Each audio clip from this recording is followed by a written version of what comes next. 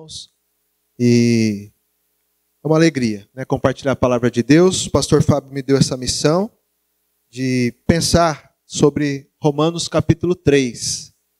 E eu gostaria de convidar a abrir sua Bíblia lá, ou ligá-la, né? Romanos capítulo 3. E vamos mergulhar um pouco nesse trecho da palavra de Deus, pensando sobre essa justiça salvadora. A minha missão hoje é refletir com os irmãos sobre o tema Todos necessitam do Evangelho. Todos necessitam do Evangelho. O pastor Tim Keller, e uma das referências para estudar o livro de Romanos, nós temos seguido um comentário dele. Ele diz que o Evangelho não é o ABC da vida cristã. Ele é o de A até Z. Porque muitas vezes nós achamos que o Evangelho é algo para os não cristãos.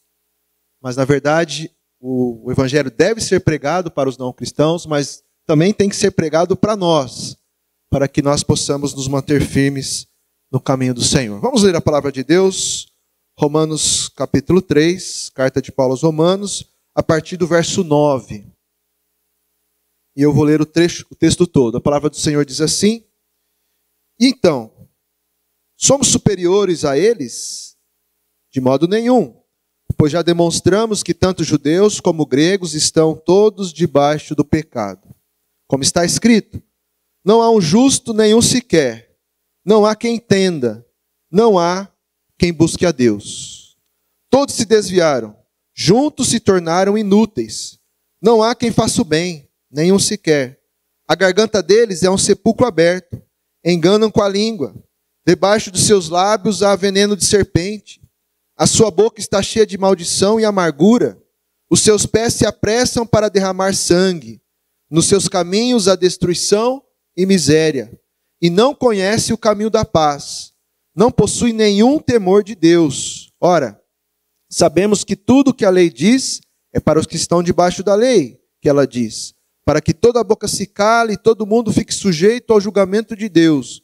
Porque ninguém será justificado diante dele pelas obras da lei, pois pela lei vem o pleno conhecimento do pecado. Verso 21. Mas, essa conjunção aí faz toda a diferença.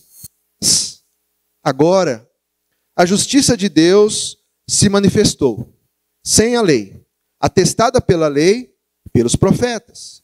Isto é, a justiça de Deus por meio da fé em Jesus Cristo, para todos os que creem, pois não há distinção. Porque todos pecaram e estão destituídos da glória de Deus, sendo justificados gratuitamente pela sua graça, por meio da redenção que há em Cristo Jesus. E a quem Deus ofereceu como sacrifício propiciatório, por meio da fé, pelo seu sangue para a demonstração da sua justiça. Na sua paciência, Deus deixou de punir os pecados anteriormente cometidos, para a demonstração da sua justiça, no tempo presente, para que ele seja justo e também justificador daquele que tem fé em Jesus. Assim, onde há motivo para o orgulho? Foi excluído. Por qual lei? Das obras? Não, mas pela lei da fé. Concluímos, pois, que o homem é justificado pela fé, sem as obras da lei. Será que Deus é somente dos judeus? Não é também dos gentios? É também dos gentios. Visto que Deus é um só, o qual justificará por meio da fé os da circuncisão, e também por meio da fé, os da incircuncisão. Por acaso anulamos a lei pela fé? De modo nenhum. Pelo contrário, confirmamos a lei. Vamos orar mais uma vez? Pai querido, nós estamos na Tua presença, estamos reunidos como família de fé, em torno da Tua palavra, em torno do Evangelho de Jesus, ó Pai, e nós suplicamos que o Teu Espírito possa iluminar nossa mente e coração, para que possamos, ó Pai, compreender a Tua palavra, e que possamos viver de tal forma a glorificar o Teu santo nome e sermos uma bênção uns para os outros, ó Pai. Nós oramos assim no nome santo e precioso de Jesus. Amém, Senhor. Amém. Podemos afirmar com segurança que o capítulo 3 dessa carta é um dos mais importantes. E é aqui, a partir desse trecho, né, que Paulo ele vai construindo toda a sua teologia, né, a partir daquilo que acontece na cruz de Cristo e os seus efeitos sobre nós. O pastor Fábio pregou, né, domingo passado, pela manhã, pela noite, hoje pela manhã, e falando do capítulo 1, do capítulo 2 de Romanos, e Paulo, nessa parte, ele vem procurando demonstrar a sua tese, né, de que todos os seres humanos, judeus e gentios, religiosos e não religiosos, pessoas morais, pessoas imorais, todas, sem exceção, estão debaixo do pecado. E no capítulo 1, ele parece se dedicar a falar mais aos gentios, é um olhar mais para eles. Porque lá no capítulo 1, ele vai falar, por exemplo, da revelação natural, Deus que se revela através da criação, né? Deus que se revela através de todas as coisas criadas, do mundo, os céus, tudo. E lá ele vai dizer que os homens, tendo conhecido a Deus como Criador, o rejeitaram. E se voltaram em adoração para as coisas criadas.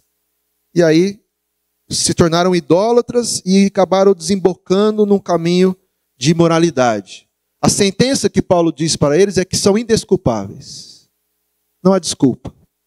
No capítulo 2, que estudamos hoje pela manhã, Paulo se volta um pouco mais para os judeus, aqueles que receberam a revelação especial, as escrituras, eles têm os patriarcas, eles têm os profetas, mas também não conseguiram cumprir a lei de Deus na sua totalidade.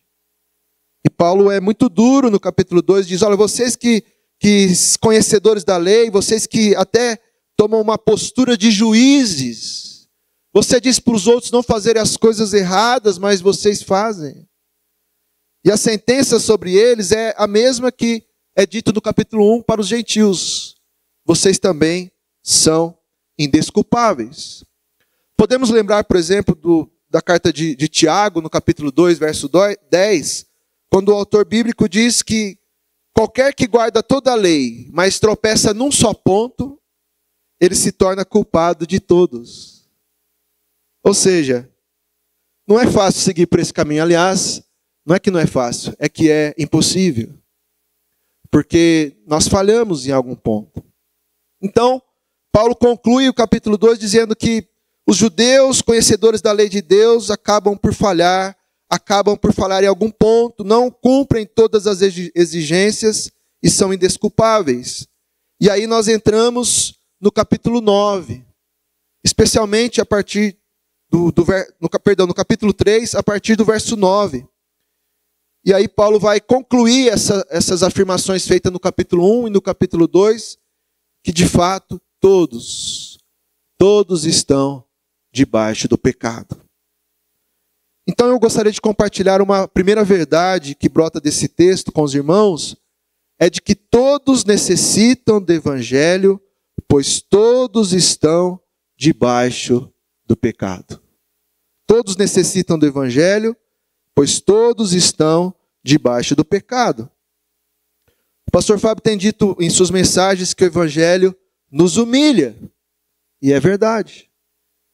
Porque todos nós, com as nossas próprias forças, com as nossas próprias capacidades, todos nós, com o nosso conhecimento, com a nossa inteligência, todos nós vivenciando religiosidade, ou alguns desprezando a religiosidade, todos nós, seguidores de uma certa moral, ou mesmo desprezadores da mesma, todos nós, entregue a nós mesmos, seguindo o nosso próprio caminho, seguindo as nossas próprias convicções, todos nós, com as nossas ideologias que carregamos em nossa mente, que direciona a nossa compreensão da realidade, todos nós estamos debaixo do pecado.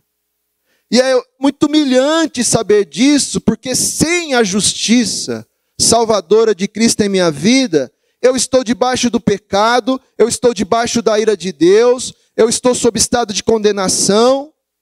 E as pessoas que talvez eu não goste ou goste, elas estão aqui também, nesse estado, nesse lugar que nós nos encontramos todos.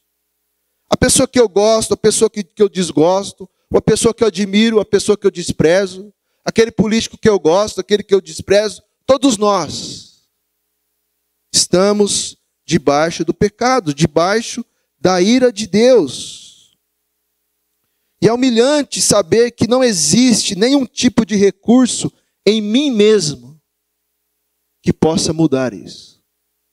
Não existe nada em mim, não existe inteligência, não existe saída, não existe criatividade, não existe inteligência artificial, não existe nada que eu faça, que eu construa, que brote de mim mesmo, que possa mudar essa situação de eu estar em pecado e eu estar sob a ira de Deus, sob condenação. Nós vivenciamos uma cultura egocentrada, individualista, e muitas vezes é proclamado que as pessoas podem, que a solução está dentro delas, que a resolução está dentro delas, que a força está dentro delas, que se elas desejarem, elas conseguirão, está tudo dentro delas. Siga o seu coração, as pessoas dizem, mas a palavra de Deus diz, olha, o coração do ser humano é desgraçadamente mentiroso. Como você vai seguir o seu coração? Então não há nada em mim, não tem a história de faça do seu jeito, ou faça você mesmo. Ou pensando até algumas coisas tristes da cultura brasileira, né? A gente ouve falar das carteiradas que as pessoas dão sobre alguma autoridade, algum policial. Não tem como dar carteirada diante de Deus. Ah, mas eu sou pastor, mas eu sou crente. Eu cresci numa família cristã. Todos estão debaixo do pecado. E não há nada em mim que possa mudar isso. E nesse particular que nós estamos conversando, meus irmãos, até a nossa mãe errou, porque ela disse que a gente não era como todo mundo. Mas a gente é. Nesse particular a gente é. Todos somos pecadores. Paulo diz no versículo 23, todos pecaram e destituídos estão da glória de Deus. E veja, irmãos, que Paulo nem falou de Adão, hein? Ele não falou de Adão ainda. Ele vai falar depois. Ele vai falar da origem do pecado depois. Mas ele está constatando uma realidade. Todos nós, judeus, gentios, todos nós estamos debaixo do pecado. E aí Paulo, ele vai citando aí a partir do verso 9, ele tira várias citações dos Salmos, algumas de Provérbios e Eclesiastes para mostrar isso. E ele vai citando partes do corpo humano, mostrando que o pecado está encrostado na vida humana. Está, ele diz, em gargantas que são como um sepulcro aberto, boca cheia de maldição, língua enganadora, lábios com veneno de serpente, pés que se apressam a derramar sangue.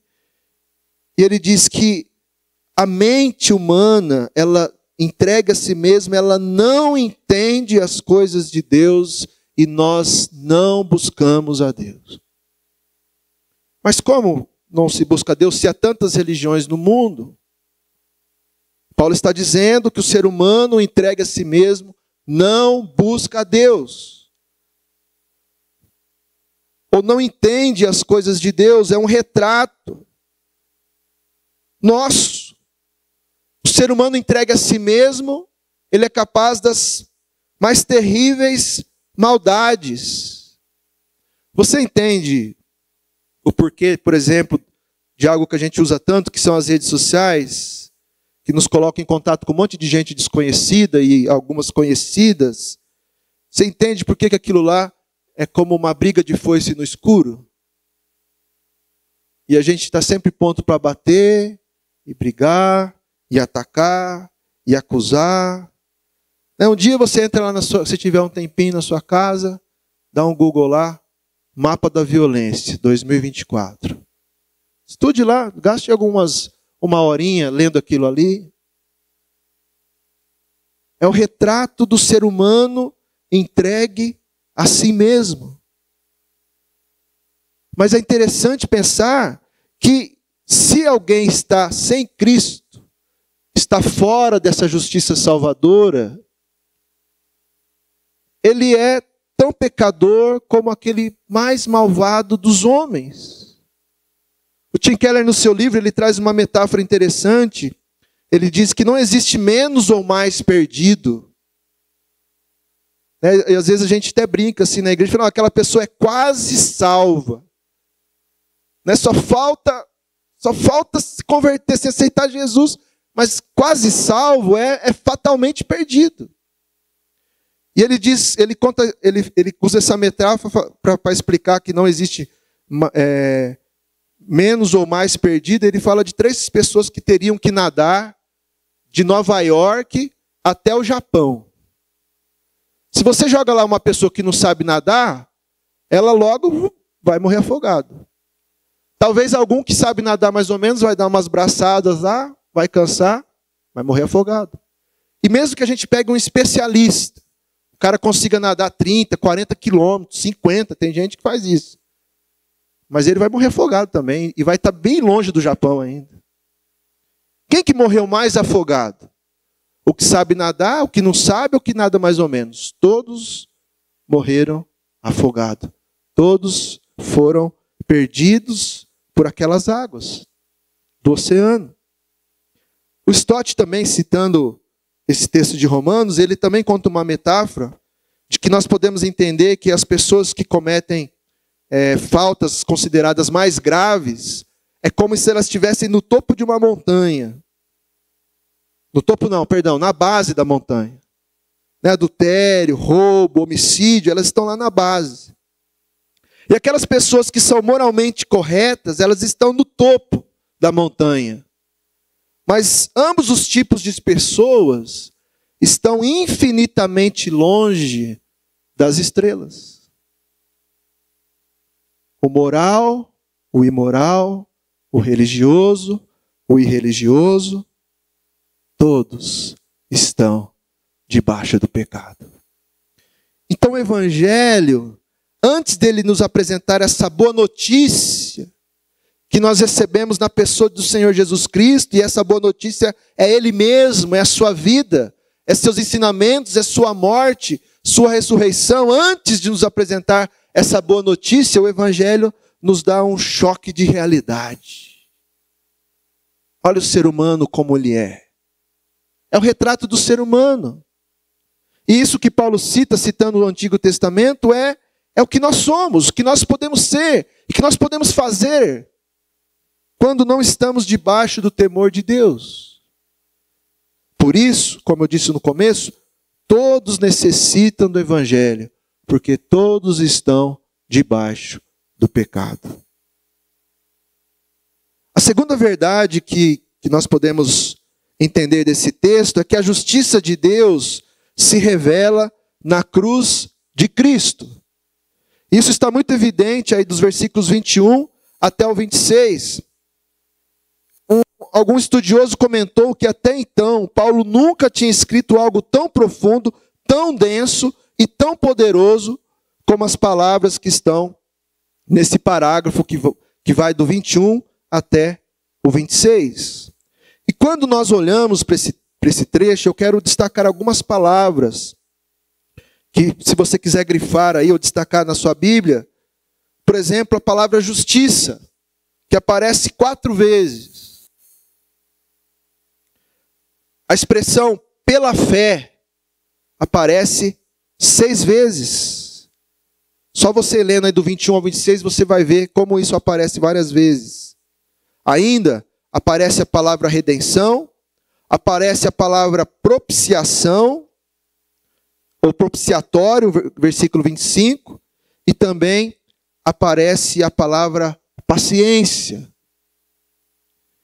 Então, olhando para essa verdade de que a justiça de Deus se revela através da cruz de Cristo, podemos fazer algumas afirmações. A primeira é que a justiça salvadora de Deus independe da lei, mas é confirmada pela lei e pelos profetas.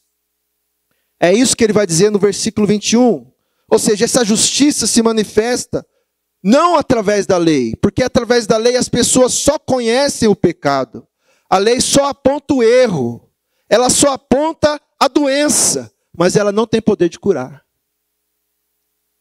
Mas essa justiça é confirmada pelas Escrituras. Quando ele diz, é confirmada, é atestada pela lei e pelos profetas, ele está dizendo, as Escrituras confirmam que a justiça de Deus, ela acontece independente da lei, porque pela lei os homens não conseguem ser salvos.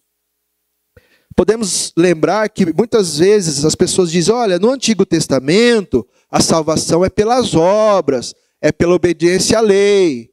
E no Novo Testamento é salvação pela graça. Não. Não existe salvação pelas obras. A salvação pela fé em Deus, no seu Cristo. E não existe outra possibilidade. As próprias Escrituras, Paulo diz, a lei e os profetas atestam que a justiça salvadora de Deus independe da lei. Independe das boas obras. Outra lição, a justiça salvadora de Deus é manifestada na pessoa de Jesus Cristo, na sua obra na cruz. Olha o versículo 25, quando ele fala que Deus ofereceu Cristo como um sacrifício. Ele está falando da cruz. É lá que a sua justiça salvadora se manifesta, com toda a sua força. Outra lição ainda, é que a justiça salvadora de Deus é fruto da graça. Ou seja, independe do mérito, independe da raça, da etnia, independe da moral e de ritos religiosos. Versículo 24. Sendo justificados gratuitamente pela sua graça, e ainda é oferecida gratuitamente. É pela graça e é oferecida gratuitamente. Não há custo para nós. Não tem sentido oferecer bênçãos divinas em troca de algo, de dinheiro, ou do que quer que seja. Porque a sua grande obra em nós, que é a sua tão grande salvação, é gratuita. Outra lição ainda.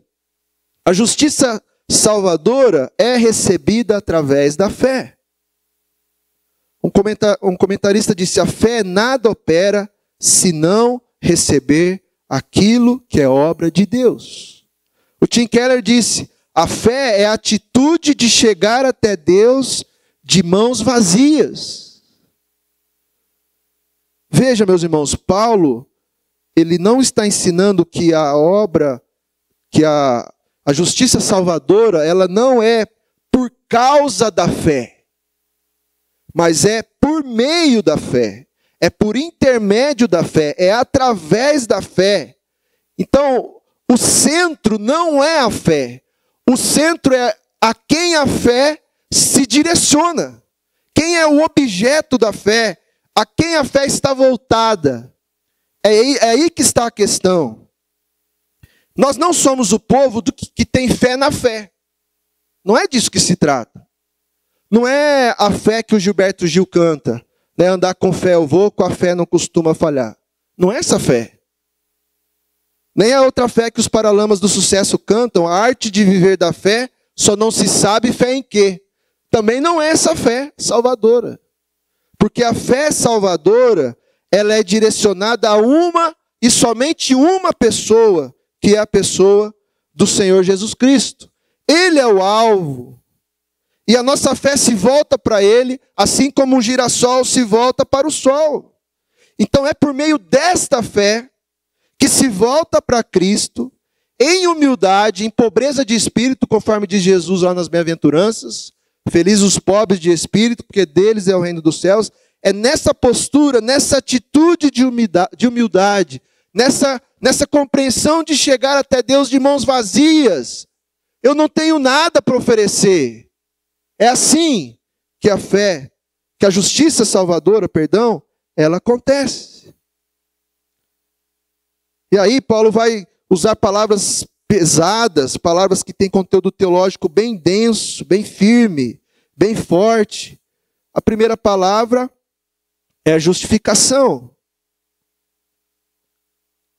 A justificação, que é um termo jurídico, né, emprestado dos tribunais, que significa considerado sem culpa, inocentado. por causa da obra de Cristo na cruz. Então a justiça perfeita de Cristo, pela fé, é imputada a nós. E no tribunal de Deus, nós que estávamos em estado de pecado, nós que estávamos sob a ira de Deus, nós somos declarados inocentes. Então, em Cristo, nós não estamos mais debaixo do pecado, estamos debaixo da graça. Estamos salvos, estamos libertos. Outra palavra que Paulo usa de peso é a palavra redenção, versículo 24, por meio da redenção que há em Cristo Jesus, que é uma linguagem, é uma palavra extraída do mercado de venda de escravos, por exemplo, que ele está querendo dizer que nós fomos comprados para ser libertos. Então Deus em Cristo nos traz para si e também nos faz rememorar a grande libertação de Deus no meio do povo de Israel do Egito. Deus redime aquele povo, Deus traz para si, diz lá em Êxodo 19, em asas de águia, ele traz um povo para chamar de seu. E aqui tudo está, nessa palavrinha redenção está embutida, essa história libertadora de Deus para com seu povo. Outra palavra importante, versículo 25, ele fala de sacrifício propiciatório, que é uma linguagem extraída do Antigo Testamento no dia da expiação. Dia da expiação, um dia, o sumo sacerdote entra no templo, no tabernáculo, vai lá no Santo dos Santos e vai oferecer sacrifício por todo o povo. E lá no Santo dos Santos tem a Arca da Aliança. E a tampa da Arca da Aliança se chama propiciatória. E lá ele respingava o sangue do cordeiro sobre aquele propiciatório. Então a ideia aqui é que propiciação tem a ver com tampar. É como se nós em Cristo fôssemos protegidos da ira de Deus. A ira de Deus, ela é desviada de nós. Mas Laurence, Deus se ira ou se ira? A Bíblia fala mais da ira de Deus do que do amor de Deus. É interessante, mas é verdade. Então Deus se ira contra o pecado, porque amor e ira andam juntos. Imagina que você ama uma pessoa e alguém faz um mal terrível contra essa pessoa. Como que você vai reagir? Você vai fazer o quê? Você vai se irar contra aquilo. Você vai se levantar. Então, em Cristo nós estamos protegidos dessa ira vindoura de Deus. Essa ira é aplacada, essa ira é desviada, porque nós estamos em Cristo, nós estamos protegidos.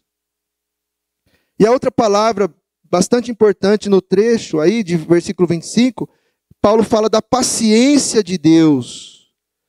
Deus deixou de punir os pecados anteriormente cometidos.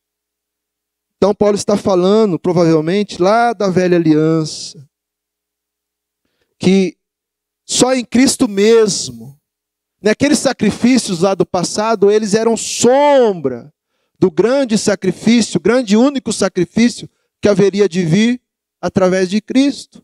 Então é em Cristo que até aqueles pecados do passado, eles são verdadeiramente perdoados, porque Deus aguardou o tempo na sua paciência, na sua grande paciência, e nós sabemos o quanto Deus é paciente conosco. E a última lição dessa parte é que a justiça salvadora de Deus é de fato justiça. Por exemplo, no versículo 26, Paulo vai dizer que Deus, ele vai ser justo e também justificador daquele que tem fé em Jesus. Ou seja, quando Deus age assim, ele não está ferindo o seu caráter, ele é justo. Quando ele perdoa pecados, ou quando ele diz que o pecador que está em Cristo está justificado, ele não está ferindo os seus princípios, ele não está ferindo os seus valores, ele continua sendo justo.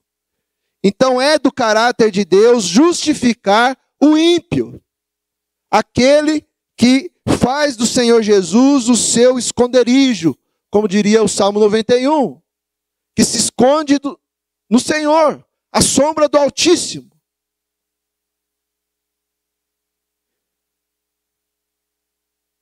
Então falamos que todos estão debaixo do pecado, por isso o evangelho é uma necessidade para todos. Falamos que a justiça de Deus se manifesta na cruz, e eu encerro com a terceira verdade, falando que a justiça salvadora tira todo o motivo de orgulho, de arrogância, de jactância. Ele diz no verso 27, onde há motivo para orgulho?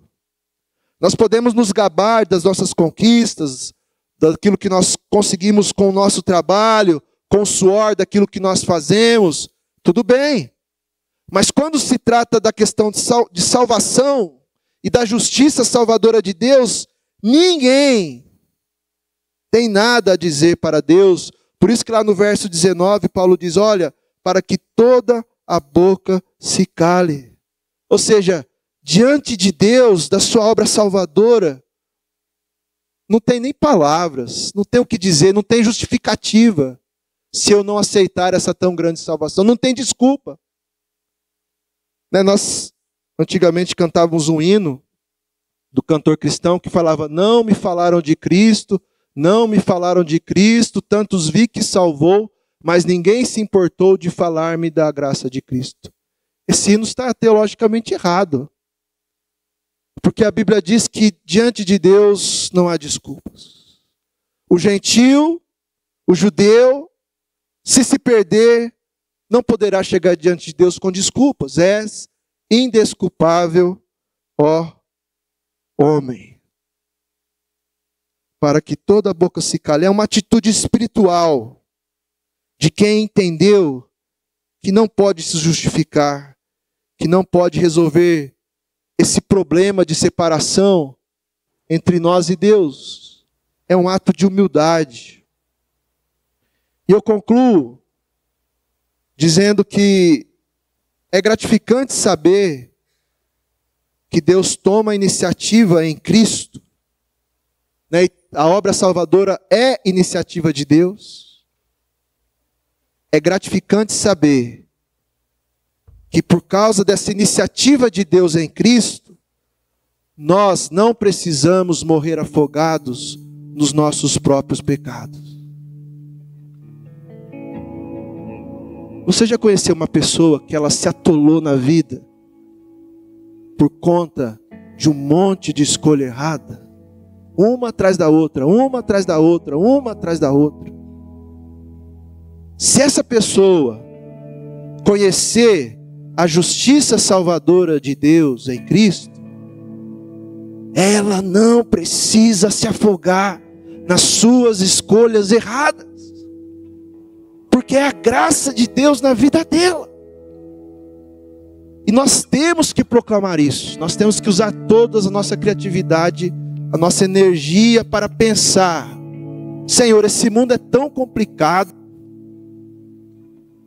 é difícil ser cristão, o caminho é estreito, o Senhor Jesus já nos alertou, mas as pessoas precisam saber que existe um Deus que as chama para si em Cristo para salvá-las, não só para uma vida futura, mas também aqui, que elas podem recomeçar e podem se reconstruir e podem se reinventar, porque a graça, a justiça salvadora de Deus se manifestou. Outro ponto da conclusão é que, quando Paulo cita esses inúmeros pecados aqui, versículo 10 em diante, quando ele afirma, não há um justo sequer, né? Deus olha para a terra, Deus olha para a história da humanidade, Deus que vê além do tempo, ele fala, não tem nenhum justo sequer. Então ele manda o justo para se oferecer como sacrifício. Então mesmo depois de convertido, é preciso essa postura de autoexame e constante confissão. Senhor, cuida do meu coração. Eu sou religioso, Senhor, nós somos. Eu não quero me tornar orgulhoso. Eu não quero ser aquele moralista que o pastor Fábio pregou hoje de manhã.